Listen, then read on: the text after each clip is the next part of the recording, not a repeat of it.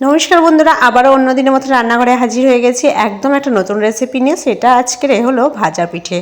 নরম তুলতুলে একদম ভাজা পিঠে কীভাবে বানানো যায় সেটাই তোমাদের সঙ্গে আজকে শেয়ার করব।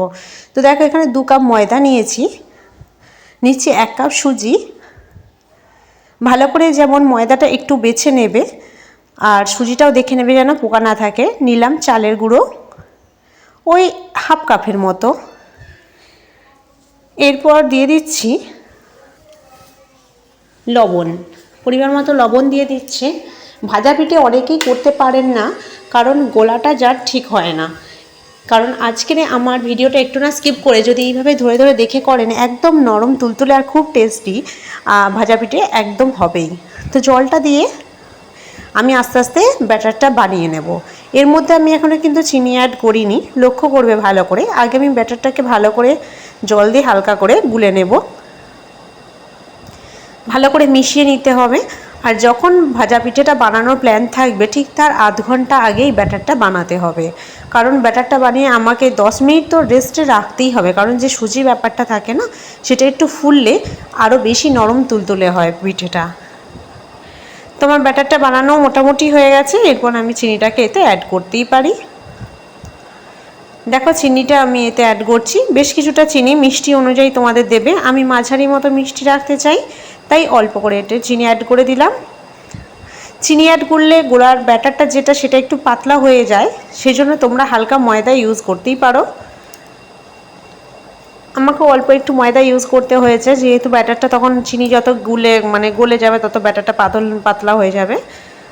তো এটাকে আমি একটু কলা পাতা দিয়ে ঢাকনা দিয়ে রেখে দিলাম। ফিরে এলাম আমি 15 মিনিট পর। দেখো, ব্যাটারটা আমার ঠিক সুজিটা ফুলে এইভাবে হয়ে গেছে।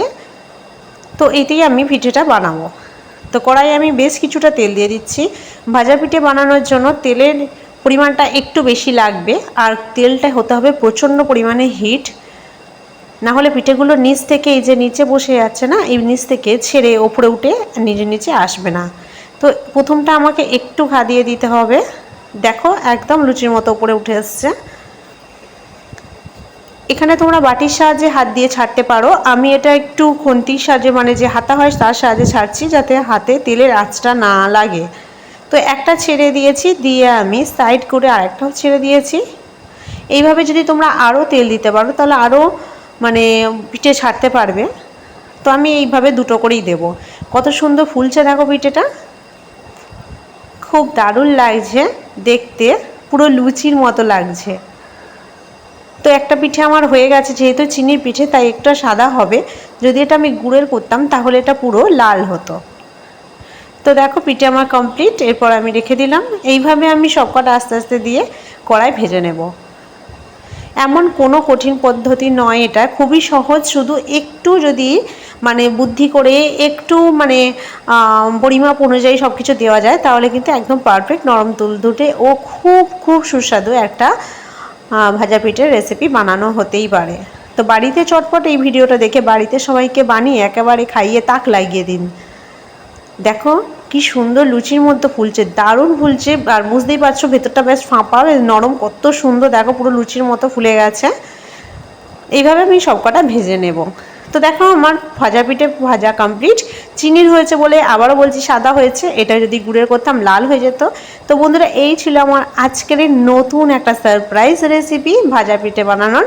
তো বর্ষাকালে বৃষ্টি হতে হতে বাড়িতে চটপট বানিয়ে ফেলো, আর কমেন্ট বক্সে জানাবে কেমন হয়েছিল। টাটা।